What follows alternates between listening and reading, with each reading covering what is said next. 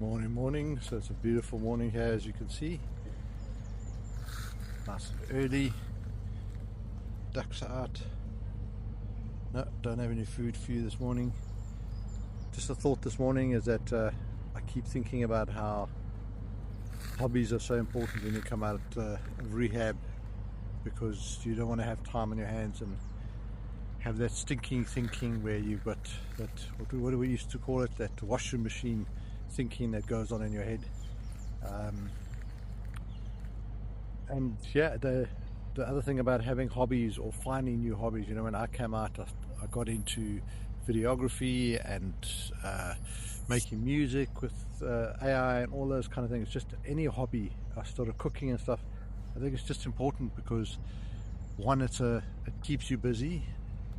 Two, you've got to be gentle with yourself. Like, it took me a while to first learn how to make decent videos, and cooking and all that kind of stuff. So be gentle on yourself and give yourself time. Don't be the old, I was going to be the old me perfectionist. But the best part of it is that when you start to do well at those kind of things, even if it's not other people telling you, you look at it and you say, that was a nice meal, eh? Or, oh, that video looks good, or whatever it is. And that gives you some confidence, and that's what we were lacking a lot in most of our lives. So I just thought I'd share that. I think keeping yourself active and busy is really important, and it just makes life fun and interesting. Keeps you out of trouble. Have a good day. So November 22nd, right? I was looking at something really interesting. Oh, yeah. It really got me thinking about, like, boredom. Boredom, huh? But in a totally different way than I usually do. It was talking about, like, people who are, newly sober. Okay. And how boredom can be this, like, huge hurdle for them. That makes sense when you think about it. Right. Like, drinking was probably their way of dealing with, I don't know, just any dull moment, right? Right. It's like they're having to, like, completely rewire their responses to those, like, everyday lulls. Exactly. And that's when it hit me. It's like, we all do that. Maybe not with alcohol, but, we reach for our phones. Yeah. Or we binge watch a whole season of something. Or we eat, like, a whole bag of chips without even thinking about it. Mindlessly. Yeah. Just to avoid that feeling of boredom. It's weird, right? Like, why are we so scared of just being bored? I know. Like, I don't know. It's a good question. Maybe it's something deeper than just, like, chasing pleasure.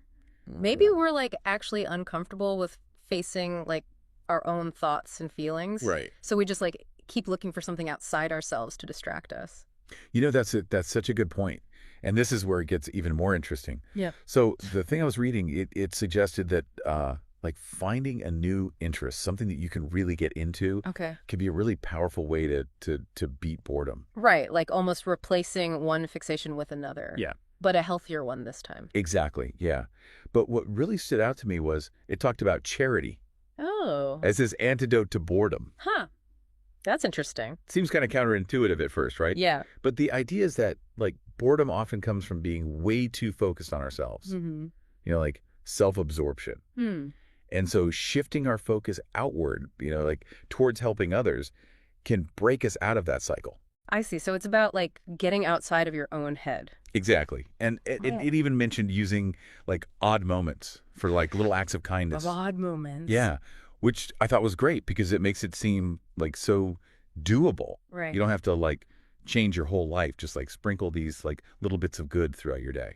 So, like, what does that look like? I mean, are we talking about, like, grand gestures or? No, not at all. It could be anything, really. Like helping a neighbor with their groceries, or volunteering at, like, a local soup kitchen, even just giving someone a genuine compliment. I like that. So it's not just about doing more stuff. It's really about shifting your, like, whole perspective, Yeah. like finding purpose outside of yourself. But I guess the question is, how does that actually, like, work? Right. Like, what's the psychology behind it? Well, I think one thing is that helping other people gives you this sense of accomplishment and purpose. Like, you're connected to something bigger than yourself. And when you're, focused on other people's needs, you tend to think less about, like, your own worries and anxieties. Right.